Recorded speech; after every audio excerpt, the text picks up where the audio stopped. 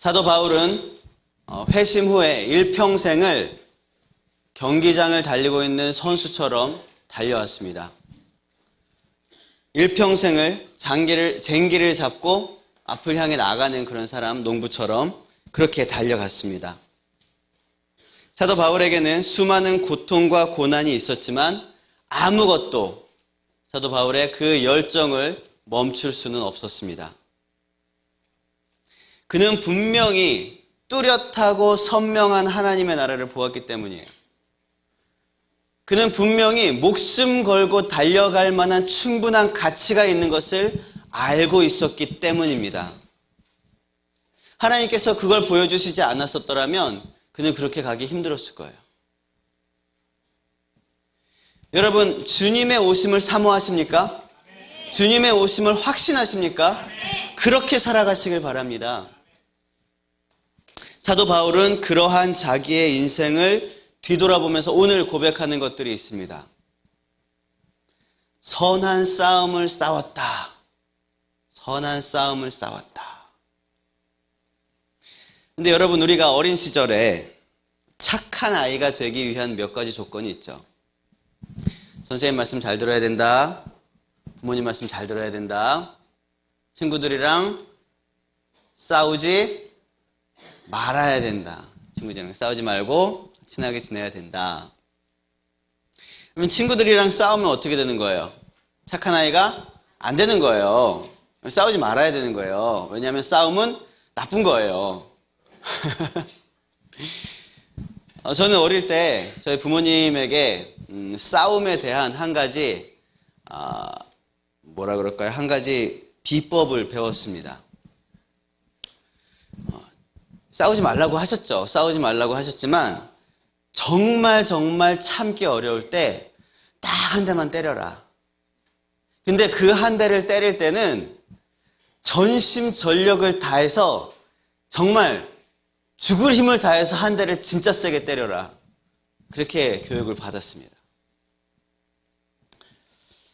그래서 한 번은 싸움이 일어날 일이 있어서 제가 이 아이의 왼손으로 아이의 멱살을 탁 잡으려고 그러는 순간 이 아이가 나의 왼손을 탁 치는 겁니다. 왼손 내주고 오른손으로 확 때리려는 순간 이 아이가 이제 코끝을 살짝 이렇게 비켜나가는 거예요. 그러면서 왼손으로 나의 갈비뼈를 탁 때리는 순간 갈비뼈 내주고 내 주먹에 실려서 이렇게 딱 팔꿈치로 딱 여기로 이렇게 딱 가격을 하려는 순간 예수님의 십자가가 생각이 나는 거예요. 믿거나 말거나 합니다. 사실 제가 싸움을 많이 하진 않았어요. 친구들이랑 치고받고 이런 싸움. 제가 싸움 잘 안 하게 생겼잖아요. 못하기도 하고 안 하게 생겼잖아요. 그래서 제가 저희 부모님의 그 싸움의 비법대로 진짜 이렇게 탁 싸울 때 내가 진짜 못 참겠으면 한 방에 그냥 빵 날려버려야겠다. 이런 생각을 딱 하고 주먹을 갈고 닫고 있었어요. 그런데 초등학교 시절이 다 지날 때까지 그렇게 화날 일이 없는 거예요. 그래서 별로 그렇게 싸우지는 않았습니다. 저 뒤에 저희 초등학교 동창이 있습니다. 그래서 제 초등학교 시절을 잘 알아요. 제가 그렇게 막 싸우거나 막 그러는 사람은 아니었고 막 까불까불하면서 여기저기 끼웃끼웃하고 막 그런 캐릭터였습니다. 어쨌든 그러니까 싸우면 안 되는 거예요. 싸우는 건 나쁜 겁니다. 싸우면 나쁜 건데 오늘 본문의 사도 바울은 싸움을 하라 그럽니다. 그런데 싸움을 하되 무슨 싸움이요? 선한 싸움을 해라 라고 이야기하고 있어요. 선한 싸움은 뭘까요? 선한 싸움. 그냥 싸움이 아니라 이 싸움이 선한 싸움이 되기 위해서는 어떤 조건이 되어야지 이게 선한 싸움이 되는 걸까요? 상대에 따라서 달라질까요? 나보다 약한 사람이랑 싸우면 이게 선한 싸움, 악한 싸움이고 나보다 센 사람이랑 싸우면 이게 선한 싸움입니까? 아니죠. 센 사람이랑 싸우는 이건 미친 싸움이죠. 이거는 선한 싸움이 아니에요. 그러면 싸우는 어떤 방법이나 연장이라 그러죠. 이런 도구들 이런 거에 따라서 선하고 악한 싸움이 갈리는 겁니까? 그것도 아니에요. 싸움의 룰이나 아니면 여러 가지 그런 것들 때문에 싸움이 선한 싸움이 되는 것은 아니라는 것입니다. 그러면 싸움이 선한 싸움이 되기 위해서는 어떤 조건이 달려야 할까요? 그 싸움의 목적이 무엇이느냐에 따라서 이것이 싸움이 선한 싸움이냐 아니면 나쁜 싸움이냐가 결정이 됩니다.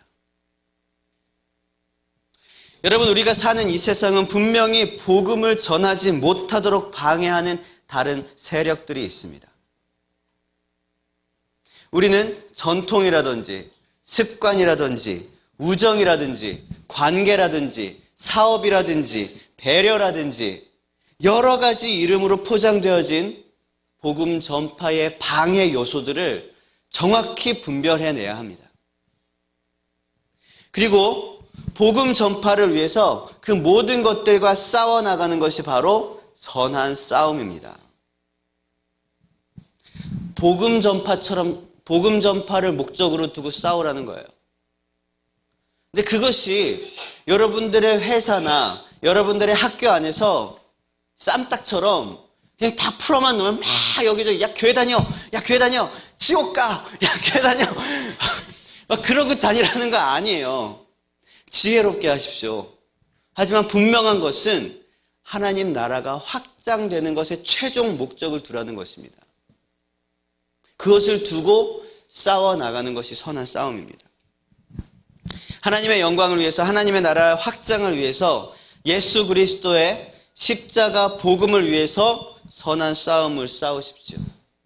그리고 사도 바울처럼 마지막 순간에 나는 선한 싸움을 다 싸웠다.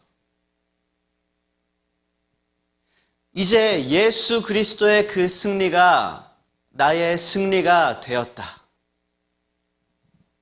그렇게 고백할 수 있는 저와 여러분 되시길 바랍니다. 선한 싸움, 목숨 걸고 달려들으셔야 돼요.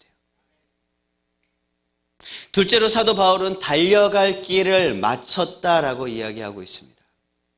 사도 바울에겐 달려갈 길이 있었습니다. 그 길은 사도 바울이 출발하기 전부터 그에게 달려 있었던 그 길입니다. 사도행전 20장 24절 한번 따라해 봅시다. 내가 달려갈 길과 주 예수께 받은 사명 곧 하나님의 은혜의 복음을 증언하는 일을 마치려 하면은 내 목숨조차 내 생명조차 이 생명이라는 거 안에는요 생명을 유지하는 모든 것들을 다 포함하는 겁니다. 생명을 유지하는 모든 것들을 다 포함하는 말이 생명이라는 말이에요. 내 생명조차 귀한 것으로 여기지 아니하노라. 귀한 것으로 여기지 아니하노라. 그렇습니다. 이것이 나의 달려갈 길에 대한 사도 바울의 사명 선언문이었어요. 하나님이 부르시는 그날까지 달려갈 수 있는 그 길은요, 나의 생명조차 귀한 것으로 여기지 않을 수 있는 그 길입니다. 나의 생명조차 또 내 생명을 유지하기 위한 어떤 모든 것조차 다 갖다 버릴 수 있을 만큼 내가 가치를 바꿀 수 있는 그것이 바로 하나님이 나에게 주신 달려갈 길이라는 이야기입니다. 하나님이 부르시는 그날까지 달려가야 할 길, 나의 생명까지도 다 버리고 달려갈 수 있는 그 길, 그것이 나의 부르심입니다. 사도 바울이 주 예수께 받은 사명은 무엇입니까? 하나님의 은혜의 복음을 증언하는 일이라고 얘기하고 있어요. 하나님의 은혜의 복음을 증언하는 일은요, 사도 바울만의 사명이 아니에요. 저 여러분 한 사람 한 사람 모두의 사명이 바로 그것입니다. 하나님의 은혜의 복음을 증언하는 일을 마치려 하면은 저와 여러분의 모든 생명조차, 저와 여러분의 모든 생명이 유지되려 하는 그 모든 조건들조차 다 갖다 버릴 수 있는 그것이 바로 저와 여러분의 사명입니다. 하나님의 은혜의 복음을 전하는 것. 복음이 무엇입니까? 복된 소식이에요. 복된 소식. 예수님께서 나의 죄를 대신해서 모든 형벌을 받으시고 죽음까지 다 이미 당하셨기 때문에 나는 나의 죄에 대한 형벌과 나의 죄에 대한 모든 대가에서 자유할 수 있다. 이것을 이야기하는, 이게 어려워요. 너무 기쁜 소식이, 너무 복음입니다. 그 복음을 위해서 나도 누리고 있는 이 복음 너도 누려라. 이게 복음 전파입니다. 전도예요. 전도. 이게 우리가 살아가는 삶의 이유고 삶의 소망입니다. 다시 얻은 그 영원한 생명, 우리가 받은 그 생명을 나누는 삶에 동참해야 됩니다. 복음에 동참하고 복음을 증언하시는 그런 삶을 살아가시길 바랍니다. 예수 그리스도의 십자가를 통한 그런 구원은 우리가 살게 된 이유입니다. 우리가 살 수 있게 된 이유는 예수 그리스도의 십자가를 통한 구원입니다. 그런데 예수 그리스도의 십자가를 전하는 사명, 하나님의 나라를 확장하는 그 사명은 우리가 살아야 할 이유입니다. 우리가 살아야 할 이유는 사명 때문이에요. 우리가 살게 된 이유, 구원입니다. 우리가 살아야 할 이유, 복음 전파, 사명입니다. 그런데요, 오늘 방금 읽은 방금 우리가 따라한 이 사도행전 20장 24절 사도 바울의 사명 선언문 이 말씀을 통해서 보면은요, 두 가지가 좀 구분이 돼요. 내가 달려갈 길과 또 하나는 뭐예요? 사명. 내가 달려갈 길과 사명은 조금 다르게 구분을 할 수 있다는 겁니다. 이 두 가지를 위해서 사도 바울은 자기의 생명조차 귀한 것으로 여기지 않는다 그랬습니다. 모든 크리스찬을 위한 사명은 하나님의 은혜의 복음을 전하는 데 있습니다. 그것이 사명입니다. 그런데 사도 바울에게만 주어진 내가 달려갈 길이 있었다는 거예요. 사도 바울이 달려갈 길은 무엇이었을까요? 그것은 이방인의 사도였습니다. 이방인에게 복음을 전하는 것. 그가 예수 그리스도의 복음을 접하기 이전에 쌓아왔던 수많은 지식과 학문의 그런 모든 것들, 언변에 능통한 그 모든 달란트들, 재능들이 이 사도 바울로 하여금 이방인의 사도가 되게끔 하기 위해서 준비시켜 놓으셨다는 겁니다. 그래서 사도 바울만이 달려갈 수 있었던 그 길이 바로 사도 바울이 달려갈 이방인의 사도라는 길입니다. 이것은 모든 사람이 동일하게 부름받은 것이 아닙니다. 누군가는 사도 바울처럼 그렇게 이방인의 사도로 부름받았지만 또 누군가는 모세처럼 민족의 지도자로 부름을 받습니다. 또 누군가는 베드로처럼 교회를 세우는 사역에 부름을 받고요. 또 누군가는 예레미야처럼 민족 안에서 하나님의 말씀을 대언하는 일에 부름을 받습니다. 각각 달려갈 길들이 다 다르다는 거예요. 한 가지 사명은 가지고 있어요. 하나님의 은혜의 복음을 전하는 사명은 가지고 있지만 각각 달려갈 길들이 다르다는 것입니다. 저와 여러분도 마찬가지입니다. 여러분 다 목사 돼야 됩니까? 아니에요.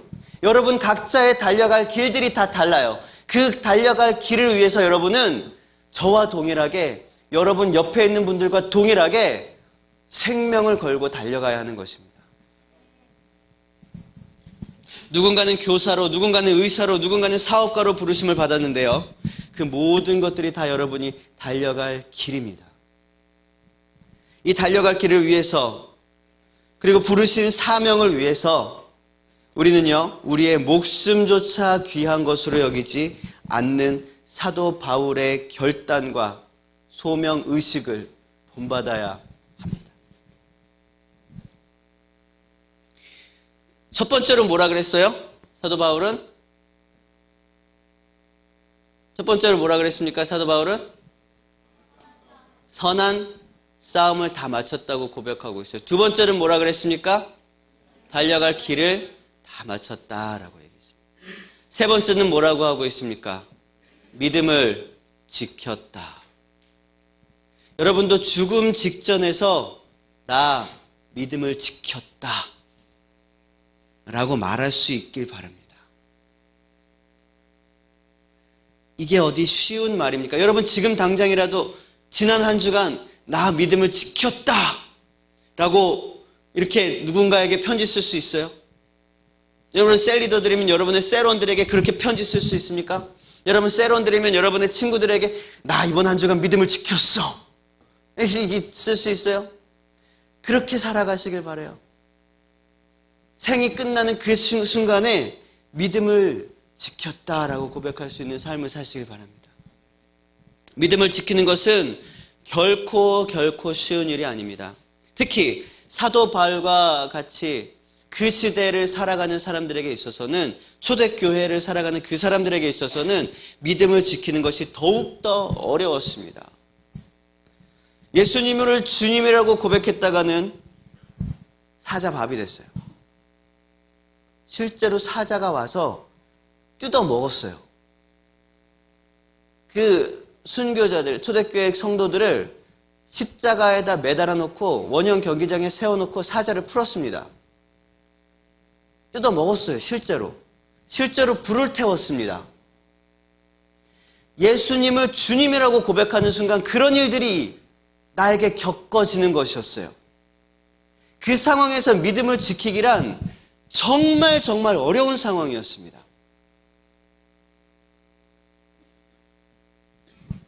여러분, 순교자로 죽는 것이 얼마나 무섭고 두렵고 고통스러운 것인지 아십니까?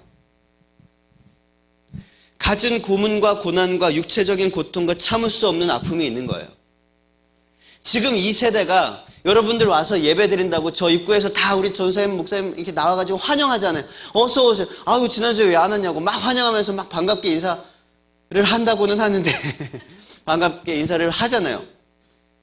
이렇게 환영받으면서 예배 드릴 수 있는 것 자체가, 교회 나온다고 나올 때 누구 하나 따기 때리지 않고 누구 하나 칼로 찌르지 않고 이 자리에 나와서 예배 드릴 수 있고 마음껏 큰 소리로 찬양할 수 있는 것 자체가 은혜의 세대라는 거예요. 그게 은혜의 세대라는 거예요. 그러나 더욱더 힘든 일이 있습니다. 순교자로 죽는 것보다 더 힘든 것, 그것이 바로 순교자로 살아가는 것입니다. 세상 속에서 순교자로서의 삶을 살아가는 것은요, 순교자로 죽는 것보다 더 힘들고 또 더 엄청난 결단을 가지고 있어요. 믿음을 지킨다는 것은요, 순교자로 살아가고 순교자로 죽는 것입니다. 사단은 처음에 기독교인들을 핍박하기 위해서, 교회가 확장되는 것을 막기 위해서 갖은 고난과 고문을, 갖은 핍박을 퍼부었습니다. 근데 그리스도인들은 거기에 굴하지 않았습니다. 물론 그런 고난과 핍박 때문에 돌아서는 사람들도 있었지만 그들은 돌아서지 않았습니다. 복음의 강력함을 붙들고 그들은 더 기도하고 죽음의 자리로 나아갔어요. 순교자의 피를 뿌렸어요. 사단이 전략을 바꾸었습니다. 313년 기독교가 공인되었어요. 기독교가 나라의 종교가 된 거예요. 로마의 종교가 된 것입니다. 인정되어진 것입니다. 모든 핍박이 사라져버렸습니다. 숨어서 예배하던 사람들 다 나와. 이제 크게 건물 지어줄 테니까 여기 와서 예배드려라. 예배를 드리게 하였습니다. 어떠한 고난과 고문도 없어졌어요.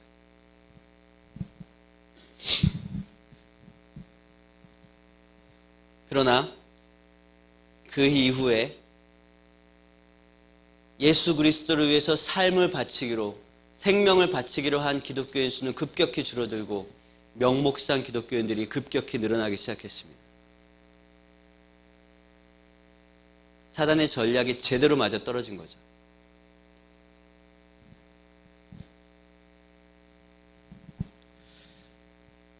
어떤 이들은 심지어 너무 편해서 신앙생활하기 어렵다 그러면서 일부러 스스로를 고행의 길로 그렇게 몸을 던졌습니다. 옛날에 우리가 책에서 막 영화에서 보는 고행하는 그런 수도사들 있잖아요. 그들이 정말로 기독교가 공인된 이후에 몸의 고난을 통해서 예수 그리스도를 내가 만난다 그렇게 얘기하면서 막 이렇게 했던 1000년 이상이 그런 사람들이 있었어요. 1000년 이상 그런 사람들이 있었습니다. 물론 옳지 못한 방법이긴 합니다만 그만큼 편한 신앙의 위험성을 잘 반증하는 사람들이었던 거예요. 여러분, 지금 세대는 어떤 시대일까요? 초대교회와 같은 세대일까요? 아니면 313년 이후 기독교가 공인된 그 이후의 시대와 더 비슷할까요? 이후의 시대와 더 비슷합니다. 지금 우리가 살아가는 이 세대는요, 사단이 훨씬 더 일하기 쉬운 세대입니다. 명목상의 크리스찬이 더 많이 늘어나는 시대입니다. 정말 예수님을 위해서 내 생명을 걸겠다는 사람들이 급격히 줄어들고 있는 시대입니다. 사실 여기서 예배드리러 들어오는데 이 앞에서 중국 공안이나 뭐 이런 사람들이 와갖고 칼을 딱 들고 예배드리러 들어가려면 손가락 하나씩만 자르고 들어가라, 이렇게 하는 사람이 이 문 앞에 있다 그러면 여러분 몇 분 여기 들어오시겠습니까? 아마 예배 장소를 바꾸겠죠. 몇 분이나 들어올 수 있을까요?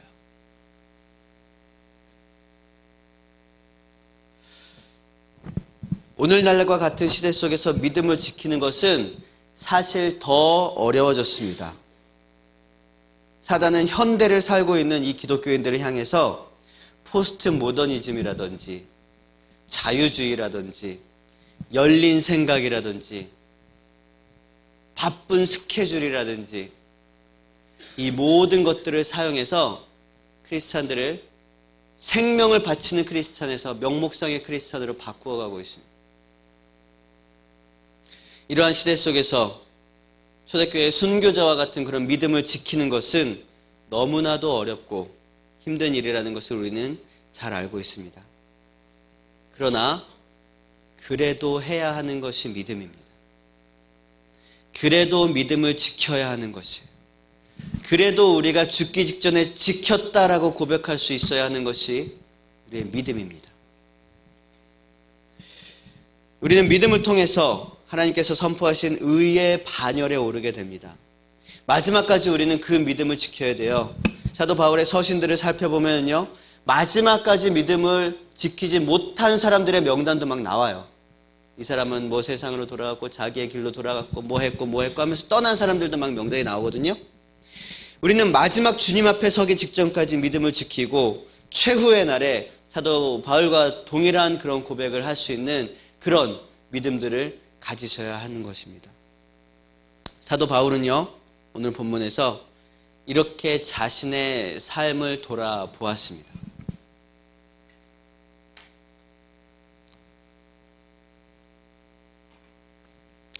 나는 선한 싸움을 다 싸웠고 달려갈 길을 마쳤고 믿음을 지켰다.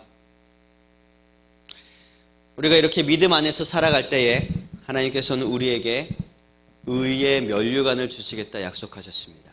의의 면류관.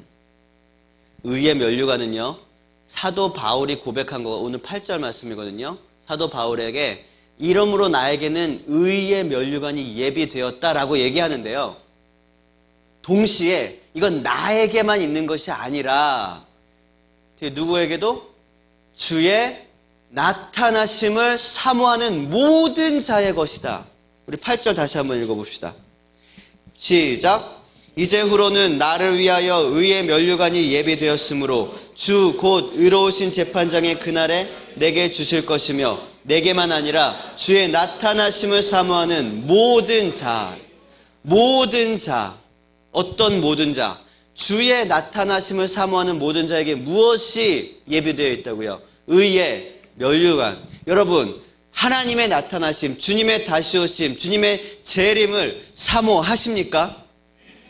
여러분들에게 의의 면류관이 예비되어 있습니다.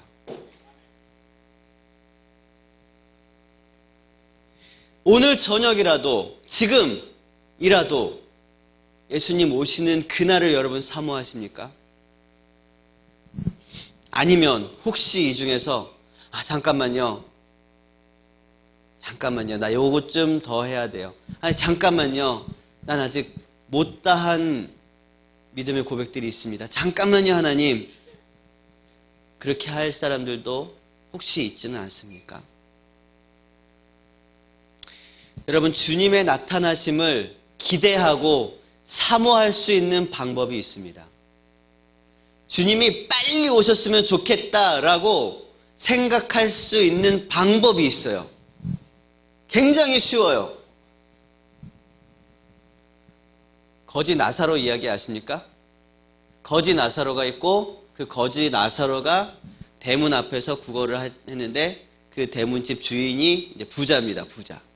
거지 나사로와 부자가 있어요. 둘 중에 누가 예수님의 오심을 더 사모했을까요?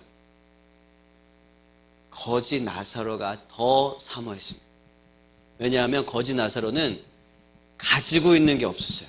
내 거가 없었어요. 내 거가